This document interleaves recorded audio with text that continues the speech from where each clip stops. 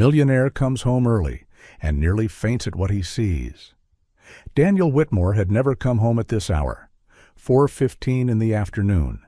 Far too early for the familiar rhythm of a technology entrepreneur, a man whose schedule was measured in virtual meetings, transcontinental flights, and contracts worth tens of millions of dollars. He turned his car onto the gravel road, leading to the suburban mansion out of sheer habit, his mind still trapped in profit charts and lifeless numbers. Then he heard it. A child's laughter. The sound rang out in the sweltering afternoon air, so clear it felt almost unreal. It was not the television, not a recorded sound from an electronic toy. It was living laughter, warm, distinct, full of emotion. Daniel slammed on the brakes. His heart felt as if an invisible hand had clenched around it. The car stopped in the middle of the driveway. The door had not even opened yet, but he already knew something was wrong, or right in a way he could not accept. He stepped out of the car, still holding the expensive black leather briefcase filled with contracts and responsibilities. The laughter sounded again, closer now, clearer.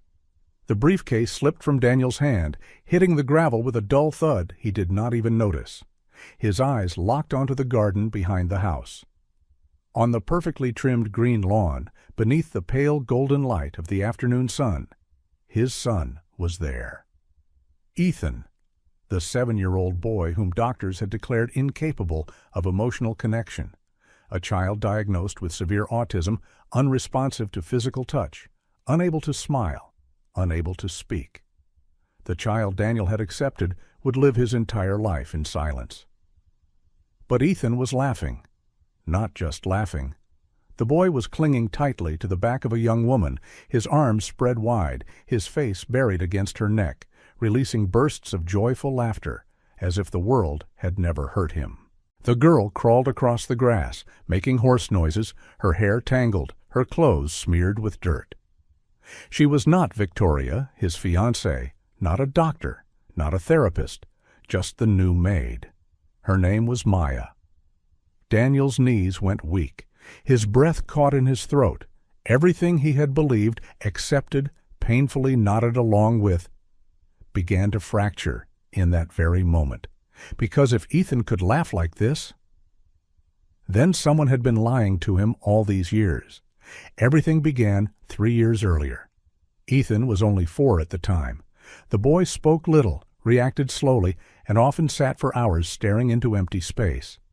Then came the outbursts of anger with no clear cause. Sleepless nights, rejected hugs.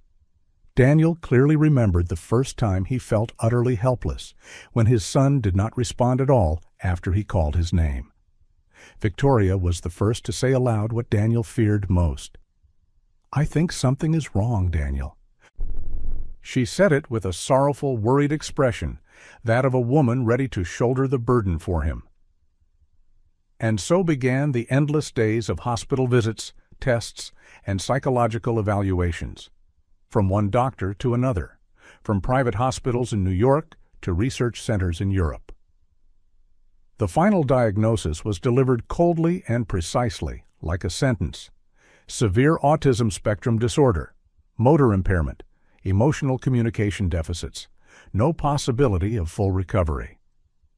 Daniel sat motionless in the examination room, staring at the paper in his hands as if it were written in a foreign language. Victoria cried. She cried a great deal. She held him and said they would get through it together. That Ethan would always be loved no matter what. From that day on, everything was arranged perfectly. Medication, treatment plans, caregivers. Ethan's private room was designed like a therapy room. White walls, rounded furniture, no sharp corners, no colors that could cause stimulation. Every detail was approved by specialists. Victoria became the center of every decision. She stayed at home. She took Ethan to appointments. She spoke with the doctors. She called Daniel every evening to update him on their son's condition, her voice tired yet patient. "He had another episode today, honey. The doctor said we have to increase the dosage, or he might hurt himself. I know you work very hard. Don't worry. I'll take care of it." Daniel believed her. He believed because he wanted to believe. He believed out of guilt for not being present enough. He believed because every time he came home, Ethan lay motionless, eyes empty, body limp like a wind-up doll with its spring removed. He believed because all the evidence matched what Victoria said. He saw nothing unusual, or rather, he chose not to see it, until that afternoon, until the laughter rang out in the garden, until the past he had accepted as truth began to violently crack apart. Daniel stood frozen at the edge of the garden, unable to take another step. He was afraid. Not afraid that the scene before him would disappear, but afraid that if he moved, if he spoke, the moment would shatter like a cruel dream. Ethan was still laughing. The sound struck Daniel's chest, echoing with sharp, aching beats, as if his heart had forgotten that sensation long ago. The young woman crawling on the grass slowed down, panting, then stopped completely. When she turned her head, her gaze met Daniel's. The smile on her lips vanished. Maya froze. She sensed his presence even before she truly saw him. The instinct of someone at the lowest position in this household made her immediately lower herself, gently setting Ethan down on the grass, trying to create distance as if she had just committed an unforgivable sin. "Sir, Mr. Whitmore." Her voice trembled. Ethan reacted at once. The laughter stopped abruptly. The boy's face changed visibly. Ethan crawled quickly toward Maya, clutching her sleeve with both hands, pressing his small face against her body as if searching for shelter. He did not look at Daniel. He looked up at Maya, his eyes filled with anxiety, as if afraid she might disappear. The image struck Daniel straight in the chest. His son was shielding the maid, and avoiding his own father. "Maya," Daniel spoke, his voice hoarse. "Since when?" The girl looked up, her eyes wide, confused. "Sir? Since when? Has he been able to do these things?" Daniel pointed toward Ethan. "Laugh, crawl, cling to someone." Maya swallowed hard. She looked down at Ethan, who was now tracing her wrist with his fingers, touching her skin as if needing to confirm that she was still there. Then she took a deep breath, a breath taken by someone who knew that what she was about to say could cause her entire life to collapse. "Since I came here, sir." The answer fell like a stone. 6 months ago, Maya continued, her voice growing quieter. At first he was very shy, easily startled, but he was not atrophied, and he was not unresponsive.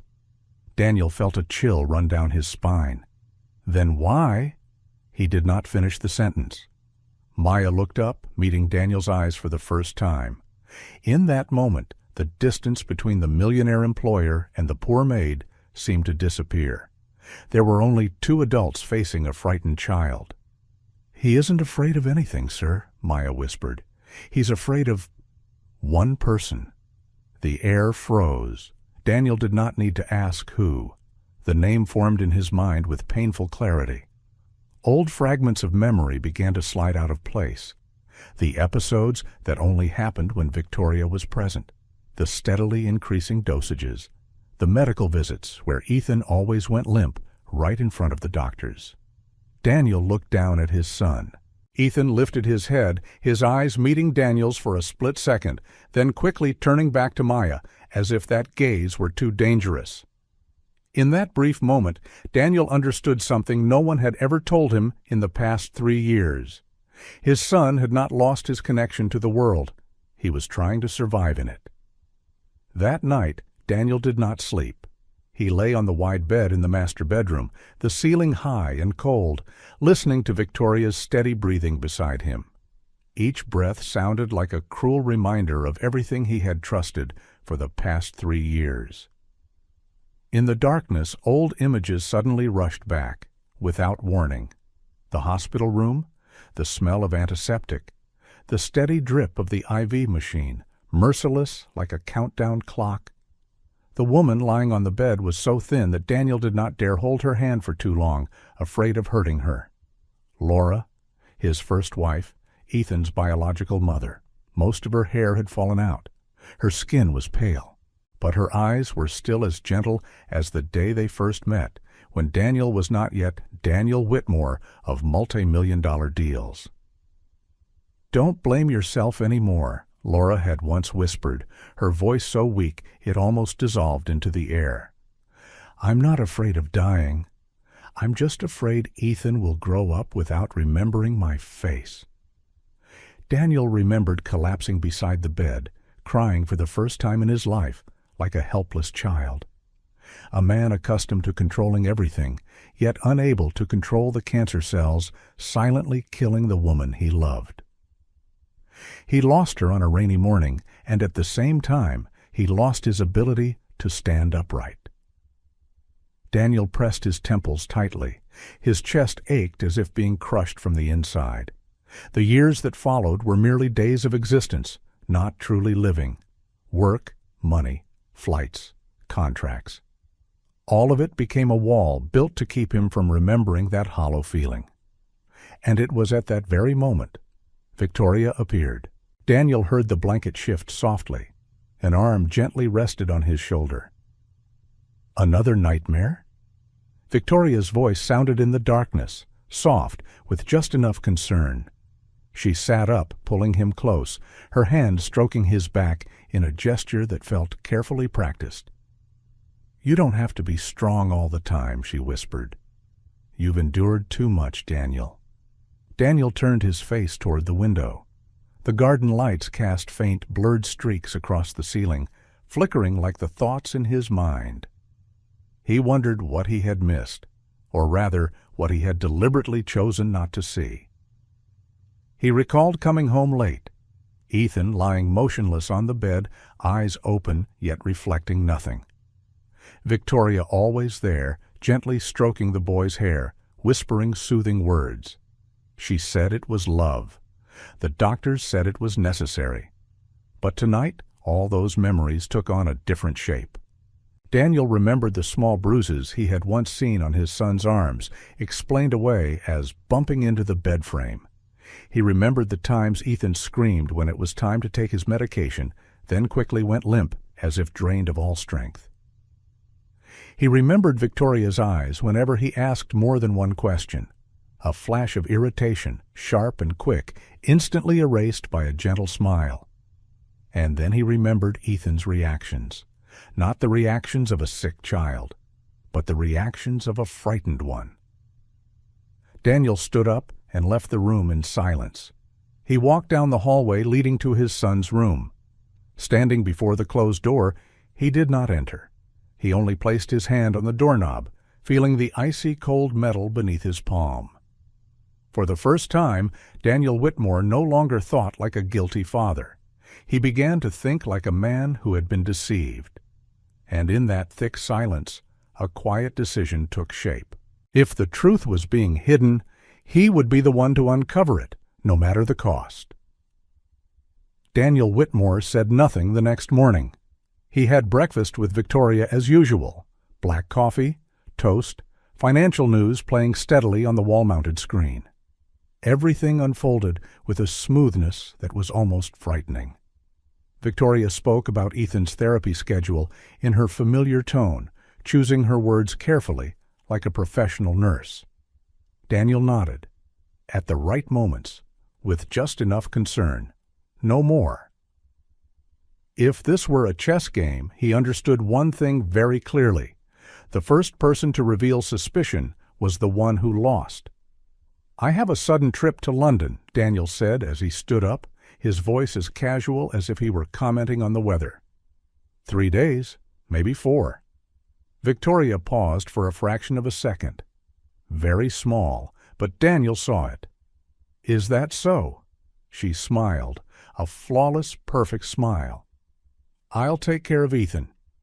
That sentence had once reassured Daniel. Now it sent a chill down his spine. Over the next 24 hours, Daniel did things no one in the house knew about. He called a private laboratory his company had once used for internal investigations. No name, no paperwork, no trace. He took a vial of sedative from the bathroom, where Victoria usually kept her personal items. Using a tissue to hold it as if it were contaminated evidence, he placed it in a sealed bag and sent it for testing the same day. Then came the hardest part. Maya. Daniel sought her out that afternoon while Victoria was occupied with a long phone call. He did not give orders. He didn't threaten. He said only one sentence. "I need you to tell the truth, and I need you to be brave." Maya's face went pale. She understood the risk very well. But when Ethan looked out from his room, his eyes searching for her like a lifeline, Maya nodded. No tears, no pleading, just a nod. From that moment on, they became allies. The night before the business trip, Daniel did not sleep. He installed devices so small they were nearly invisible. Cameras inside toys, inside picture frames, inside smoke detectors. Every blind spot was eliminated, not to set a trap, but to record the truth when there were no witnesses. At 3 a.m, Daniel stood in Ethan's room. The boy slept deeply, his body frighteningly light. Daniel looked at his son for a long time. He did not touch him.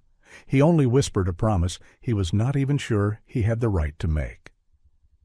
"It won't be long now." The next morning, Daniel pulled his suitcase to the car, kissed Victoria goodbye, and played his role perfectly as the busy man. He drove off, turned away from the main gate, and disappeared from the security camera's view. But he did not leave the property. Daniel returned via a side road and parked at the old guest house at the far end of the estate, a place no one had entered for many years. There he opened his laptop. Images from dozens of cameras appeared at once, divided into small, cold frames. His house. His family. Seen like a crime scene. His phone vibrated, a message from the laboratory. Daniel opened it. Just the first line was enough to make the blood in his body turn cold. "Neural suppressant levels far exceed the safe limit. High risk of permanent brain damage and respiratory arrest." Daniel leaned back, his eyes never leaving the screen where Victoria was entering Ethan's room. Her face no longer carried the gentle morning smile. The mask began to fall. On the laptop screen, Ethan's room appeared with ruthless clarity. Daniel sat motionless in the dark guest house, the only light the cold blue glow of the screen cast across his face. Each frame was a slow knife cutting into what little remained in his chest. Victoria entered her son's room. There was no smile, no gentle voice, no soothing touch as she used in front of others. She closed the door behind her with a clean, decisive push, the way one locks a storage room. Ethan was sitting on the bed. He was not lying motionless as Daniel usually saw him. His body was tense, his shoulders hunched when he heard the door close. Even the smallest sound made him flinch. The look in his eyes as he stared at Victoria was not the look of a sick child. It was the look of a young animal cornered. "Come here," Victoria said. Her voice was not loud. It did not need to be. It was sharp and cold like metal. Ethan did not move. Victoria stepped forward and grabbed the boy's wrist. Not the grip of a caregiver, but a clamp. She pulled him off the bed and placed him on the chair, rough yet practiced, as if she had done this hundreds of times before. Daniel felt his throat go dry. Victoria took a vial from her pocket. She did not count the dosage. She did not hesitate. She squeezed it hard, the thick yellow liquid flowing out. Ethan shook his head, his mouth making choked, voiceless sounds. He tried to turn away, but Victoria's hand had already clamped his jaw shut. "Quiet," she whispered. "You're exhausting me." The drug was forced into the boy's mouth. The reaction was terrifyingly fast. Within seconds, Ethan's body went limp, his eyes dulled, the light in them switching off like a flipped switch. He was not asleep. He was shut down. Daniel slammed his hand onto the table, but he did not stand up. He did not rush out. He did not break down the door, not because he did not want to, but because he knew this was not the moment. If he appeared now, Victoria would cry. She would perform. She would turn everything into a misunderstanding. He needed her to continue. He needed the naked truth. The camera switched to another frame. The kitchen. Victoria stood there, pouring herself a glass of wine. She leaned back against the counter and let out a relieved breath.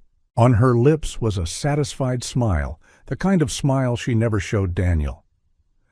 "Finally some peace," she muttered. Then she turned to Maya. "Do you remember what I told you?" Victoria asked, her voice slipping back into that familiar, icy authority. "Don't play with him. Don't hold him. Don't talk to him. You're not his person." Maya stood with her head bowed, her hands clasped so tightly together they turned white. "Yes," she replied softly. Victoria sneered. "He's not a normal child. He's a burden, and you're just the one who cleans up that burden." Daniel watched Maya through the screen. He saw the way she bit her lip, forcing back a sob. Saw her eyes flick briefly toward the staircase leading down to the basement, where Ethan was taken whenever there were guests or when things were too noisy. A few hours later, the hallway camera captured Victoria dragging Ethan down to the basement. The door closed. Darkness swallowed the frame. All that remained was Daniel's heavy breathing in the guest house room. His phone vibrated again. An email from the laboratory. The detailed results appeared. The names of the substances, the dosages, glaring red warnings. Risk of respiratory arrest during sleep, 80%. Irreversible neurological damage if continued. Daniel read it again and again. Each word felt like a sentence, not an accident, not ignorance, not for the child's own good. This was a plan to turn his son into a silent living body, an object that caused no trouble, an obstacle to be removed from Victoria's perfect life. Daniel closed his eyes. In that moment, the cold businessman disappeared. All that remained was a father who realized he had handed his child over to a demon, and in that suffocating silence he swore that Victoria Hale would never touch his son again, not even once. Dusk settled over the Whitmore estate like a flawless coat of paint, covering every crack. From the dark guest house, Daniel watched on the screen as the garden slowly transformed. Decorative lights flickered on, warm golden strings lining the pathways. Round tables draped in white cloth were arranged with care. Fresh flowers, scented candles, imported wine, everything came together to form a picture of luxury befitting the upper class. A party. Victoria wasted no time. Her jade-green silk dress clung to her body as she glided through the grand hall. She inspected everything with the eyes of a powerful mistress of the house, smiling as she moved, every step confident, as if this home, and every living being inside it, belonged to her. The living room camera captured luxury cars pulling up one by one at the gate. Victoria's friends arrived, one after another. High-pitched laughter, polite embraces, compliments about the mansion, the taste, the dream life. Daniel watched it all in silence. He turned up the volume in his headphones. "Is Daniel away on business again?" a woman asked, champagne glass in hand. "Yes," Victoria smiled lightly, her voice tinged with just enough practiced weariness. "He's always like that. Work is everything." "And what about the boy?" Another person glanced around. "I don't see Ethan tonight." Victoria sighed softly, a perfect sigh. "He's tired," she said. "The doctor advised him to rest. Days like this aren't good for his condition." She said it as casually as talking about the weather. No one asked further. No one wanted to ask further. The camera switched down to the basement. The infrared image appeared faintly. Ethan sat curled up on an old mattress in the cold, damp room. He hugged his knees tightly, his body rocking gently. His eyes were wide open in the darkness, with nothing to anchor to, no sound, only thick, suffocating fear. Daniel felt his heart being crushed. Upstairs, lounge music began to play. Laughter grew louder. The clinking of glasses rang out like a cruel joke of fate. Maya appeared in the living room frame, wearing a simple uniform, carrying a tray of food. She moved among the guests like a shadow. No one looked at her. No one cared. But Daniel saw. He saw the way Maya glanced toward the staircase leading down to the basement, saw her jaw tighten, saw her hands tremble slightly each time she paused. Then the thing Daniel feared most happened. Maya turned into the kitchen. The camera followed closely. She set the tray down, opened a drawer, rummaged through it. Not looking for food. She was looking for metal. Something hard. Something that could pry open a lock. Daniel sat bolt upright.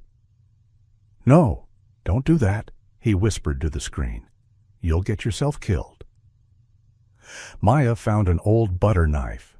She gripped it like a lifeline, then crept toward the basement door.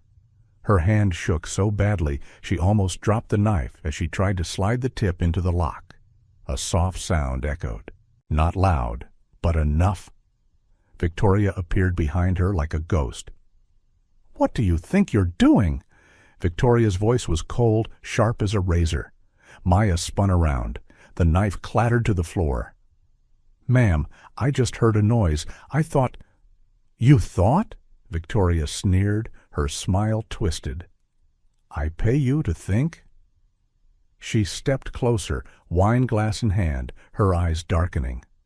"I told you, don't open this door."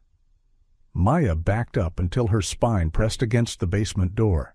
She spread her arms instinctively, shielding it.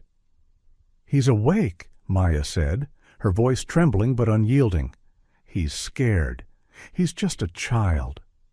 Victoria burst out laughing, a laugh that sent a chill down Daniel's spine. "A child?" she mocked. "He's a mistake. And you're about to make an even bigger mistake." Victoria raised her wine glass high. Daniel sprang to his feet. On the screen, the glass began to descend.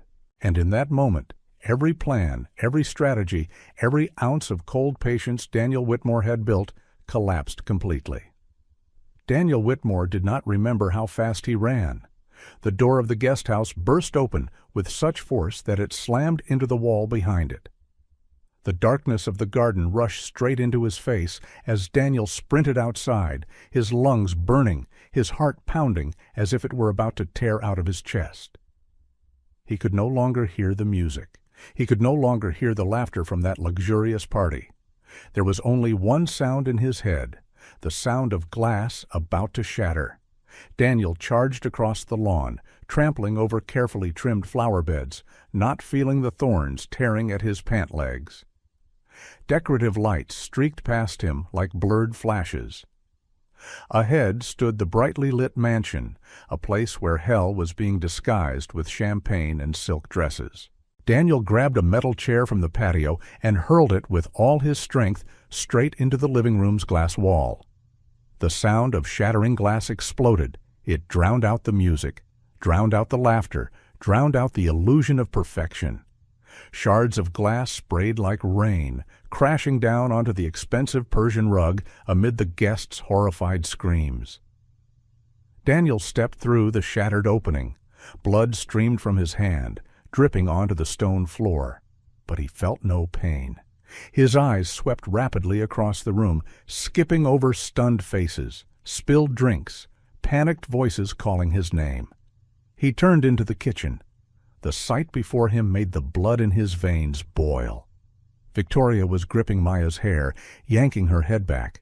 The wine glass in Victoria's hand was raised high, the light reflecting off its rim like a cold blade poised to strike. "Let her go." Daniel's voice was not loud.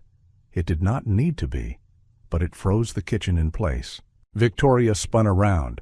Her face shifted from fury to horror in a single breath. The wine glass slipped from her hand and shattered on the floor. "Daniel," she stammered, weren't you in London?" Daniel stepped forward, each step slow, heavy, like a sentence drawing closer. "If you take one more step," he said, his voice low and hoarse, "I swear I will forget, that I was ever a gentleman." Victoria backed away. In his eyes, she no longer saw the man she could control. There was only one thing left, a father pushed to the edge. "Don't make a scene!" Victoria quickly changed her tone, turning toward the living room where the guests were gathering, trying to reclaim her role. "He's exhausted, everyone. Work stress. Maya just had a panic episode and almost damaged the key." Daniel cut her off, his gaze locked onto Victoria's throat. She froze. "What?" "The basement key. Ethan is sleeping upstairs." Daniel said nothing more. He stepped forward, seized Victoria's wrist, and tightened his grip. A faint metallic clink sounded as the small key slipped free from the necklace hidden beneath her clothes. Victoria screamed, not from pain, but from humiliation. Daniel turned to Maya and placed his hand on her shoulder for a brief second. "You're safe now." Then he turned back and thrust the key into the lock. The basement door opened. A wave of damp, cold air rushed up into his face. Daniel did not turn on the light. He charged down the pitch-dark stairs, slipping a few steps, but continuing, one hand trailing along the cold stone wall. "Ethan," he called, his voice breaking. "It's Dad." There was no response. Daniel turned on his phone's flashlight. The beam swept across old wooden crates, dust-covered tarps, then stopped. In the corner of the room, a small figure was curled up. Ethan sat hugging his knees, both hands clamped tightly over his ears, his body rocking gently, as if trying to disappear from the world.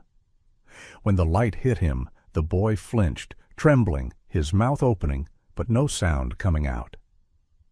Daniel dropped to his knees in front of his son. "I'm here," he whispered. "It's over. I'm taking you home." Ethan slowly lifted his head. His eyes were red-rimmed, clouded by fear and medication. He looked at Daniel for a long moment, as if trying to recognize a distant memory. Then he whispered, "Dad!" Daniel pulled his son into his arms. This time, Ethan did not stiffen. He clung tightly to Daniel's neck, burying his face into his shoulder, sobbing like a real child, a child who had finally been found. Daniel carried Ethan up from the basement. Light from the living room poured down the staircase like a slap straight into reality. The music had stopped. The laughter was gone. The guests stood gathered in the middle of the vast room, their eyes fixed on the scene before them. A man with bloodied hands, clothes smeared with dirt, holding a trembling child so thin it was terrifying. Ethan buried his face in his father's neck, clinging tightly as if letting go would cause the world to swallow him again. "Oh my God," someone whispered. Victoria stood frozen beside the kitchen counter.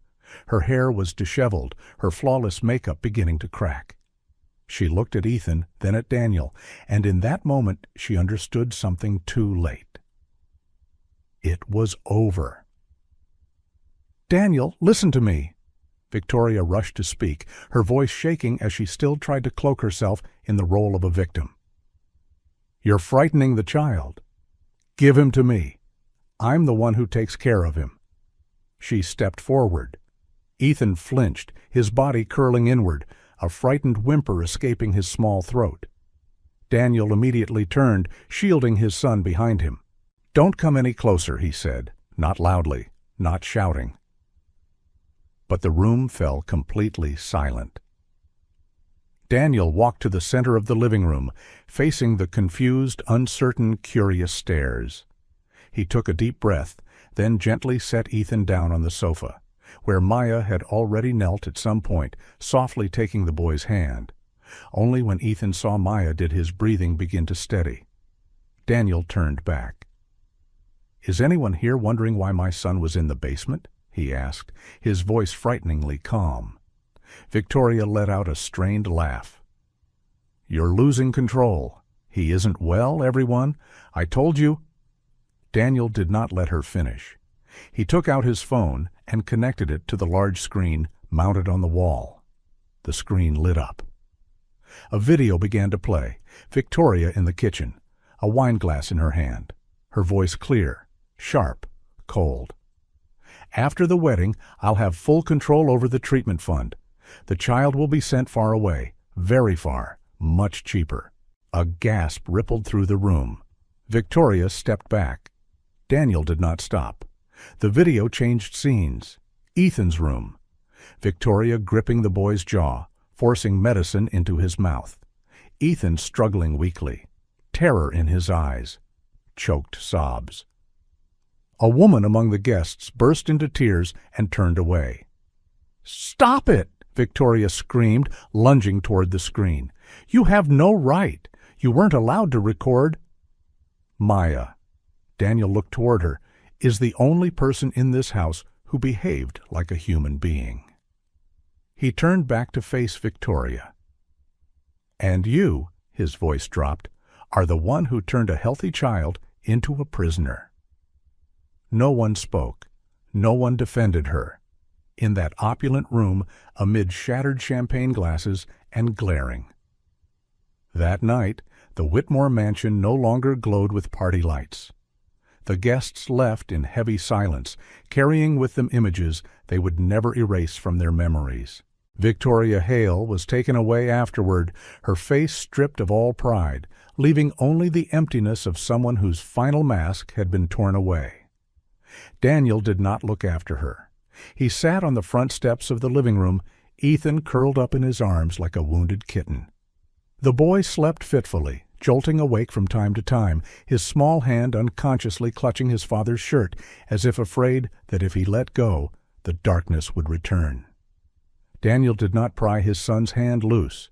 He sat there for a long time, in the rare silence of a house once called a home. Every wall, every piece of furniture reminded him of the years he had been absent. Not because he did not love his son, but because he had believed money and expertise could replace the presence of a father. Maya sat not far away, still wearing her simple uniform, her old rubber gloves placed on the table. She was no longer crying.